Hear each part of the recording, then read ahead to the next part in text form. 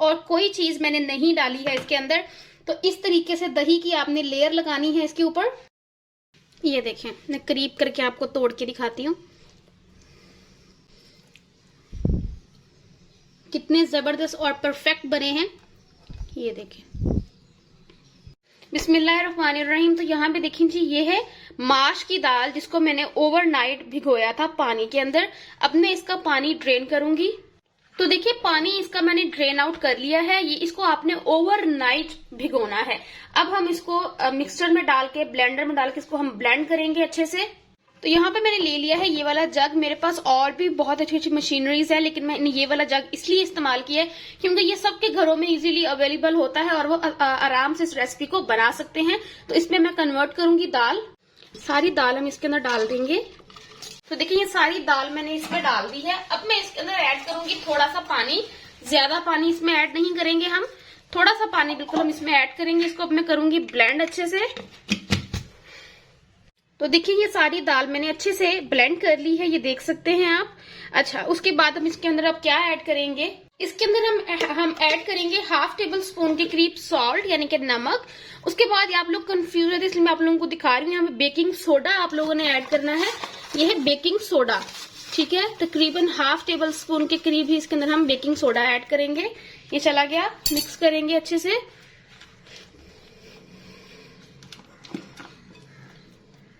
तो ये मिक्स हो गया है अच्छे से। इसको अब हम निकाल लेंगे बाहर इस चमचे को। अब आपको चाहिए होगा इस तरह से बीटर।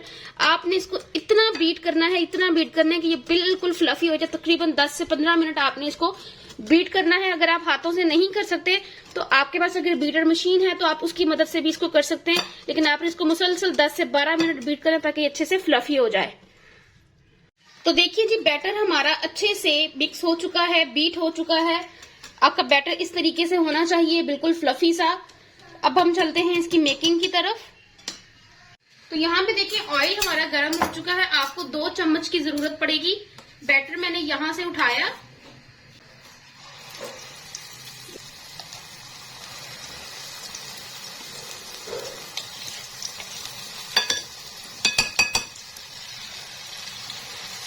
लिए हैं इनको, अब मैं हल्के हाथों से पलट लूंगी। ये देखिए,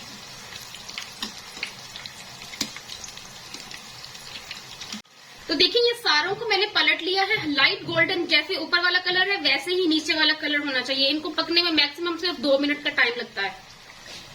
देखिए, अब मैं इनको निकाल लूंगी। ये देखिए, अच्छे तरीके से छान के इनको निकाल लें। ये देखिए,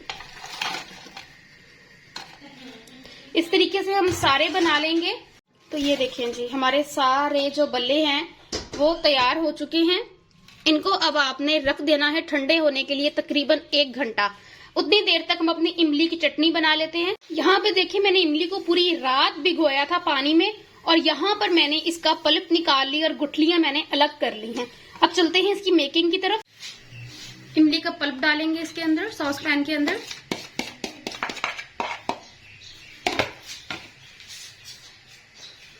इसको अब हम पकने देंगे जब तक इसके अंदर बॉयल नहीं आ जाता।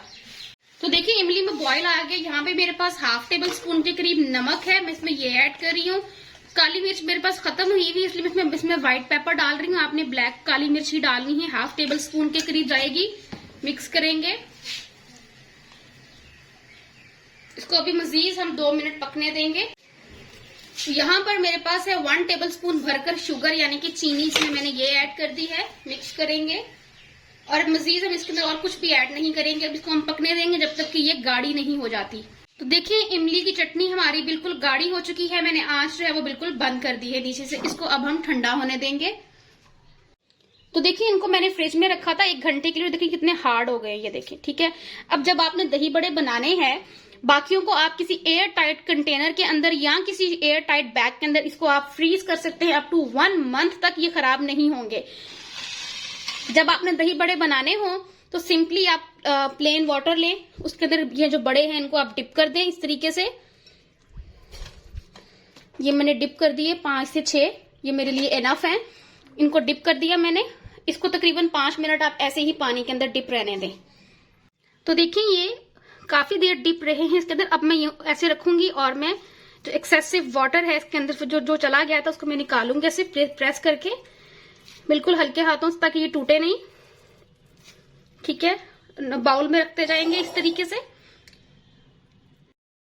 तो देखिए यहाँ पे सारे बड़े मैंने निकाल लिए हैं। अब आपने क्या करना है, दही को अच्छे तरीके से आपने फेंट लेना है कि इसमें किसी किस्म का कोई लम्स ना हो या ना हो। ये देखिए इस तरीके से आपने दही को इनके ऊपर डालना है। दही के अंदर सिर्फ और सिर्फ मैंने नमक शामिल किया है और कोई चीज मैंने नहीं डाली है इसके अंदर। तो इस तरीके से दही की आपने लेयर लगानी है इसके ऊपर। ये देखिए लेयर लगाने के बाद आपने इसके ऊपर डालना है चाट मसाला। यहाँ पे मेरे पास चाट मसाला है, थोड़ा दही बल्ले ये चला गया इसके ऊपर। थोड़ी सी हम इसके ऊपर डालेंगे लाल मिर्च पाउडर, बिल्कुल थोड़ा सा ऐड करेंगे, ये चला गया इसके ऊपर। अब यहाँ पर जो हमने इमली की चटनी बनाई थी मैं उसकी लेयर लगाऊंगी इसके ऊपर। ये देखिए इस तरीके से उसकी आप ये इमली की चटनी जितनी चाहे उतनी इसकी लेयरिंग इसके ऊपर कर सकते हैं इस तरीके से। दोबारा से लगाऊंगी मैं एक और लेयर इसके ऊपर, क्योंकि ये मीठे दही बल्ले हैं तो इमली की चटनी का इस्तेमाल ज्यादा होगा। अब बिल्कुल हरा धनिया मैं ऐड करूंगी इस तरीके से। तो लेन जी आपके फाइनली दही बल्ले जो है वो बनके तैयार हो चुके हैं। मैं अब आपको स्पून के साथ तोड़ के भी दिखाती हूँ। ये देखें मैं करीब करके आपको तोड़ के दिखाती हूँ कितने जबरदस्त और परफेक्ट बने हैं। ये देखें कितने सॉफ्ट और जूसी हैं अंदर से। एक और तोड़ लेते हैं हम यहां से। ये देखें, ये देखें कितने जबरदस्त बनके तैयार हुए हैं। तो इनको आपने जरूर ट्राई करना है। रमजान शरीफ आ रहा है, उसमें आपने इसको जरूर ट्राई करना है और इसका फीडबैक भी मेरे साथ शेयर करना है। अपना बहुत सारा ख्याल रखिएगा। अल्लाह हाफिज।